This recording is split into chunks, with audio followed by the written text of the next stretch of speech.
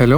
സ്വന്തം ഇഷ്ടപ്രകാരം നീ ചെയ്യുന്ന ഓരോ പ്രവൃത്തിയുടെയും ഫലം നീ സ്വയം അനുഭവിക്കേണ്ടി വരുമെന്ന് ഞാൻ നേരത്തെ പറഞ്ഞിട്ടുള്ളതാണല്ലോ. നിന്റെ സമ്പാദ്യം മുഴുവൻ എന്നോട് ചോദിക്കാതെയാണ് നീ സ്റ്റോക്ക് മാർക്കറ്റിൽ കൊണ്ട് നിക്ഷേപിച്ചത്.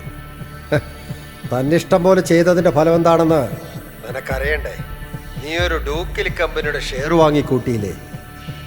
ആ കമ്പനി പൊട്ടി. സ്വന്തമായി 1 രൂപ പോലും സമ്പാദ്യമില്ലാത്ത ഒരു ദരിദ്രനാണ് നീ ഇന്ന്. ഇന്ദ്രപ്രസ്ഥം കുടുംബത്തിൽ ഇനി നീ ഒരു അംഗമല്ല. നിനക്കും മറ്റാരും അറിയാതെ നീ കല്യാണം കഴിച്ചു കൊണ്ടുവന്ന ആ പെണ്ണിനും ഇനി ഈ വീട്ടിൽ സ്ഥാനമില്ല. കെട്ടിയ പെണ്ണുമായി എങ്ങോട്ട് പോകണമെന്ന് അറിയാതിരുന്ന ഘട്ടത്തിലാണ് ശ്രീലക്ഷ്മി പറഞ്ഞതുപോലെ അവളുടെ വീട്ടിലേക്ക് കാലുവെച്ചത്. വിദേശത്തുള്ള ശ്രീലക്ഷ്മിയുടെ അച്ഛൻ്റെ അനുവാദം ഞങ്ങൾക്കുണ്ടായിരുന്നു. എന്നാൽ ശ്രീലക്ഷ്മിയുടെ അമ്മയായ ദേവയാനി അമ്മ എന്നെ ഒരു ശത്രുവിനെ പോലെയാണ് കണ്ടത്.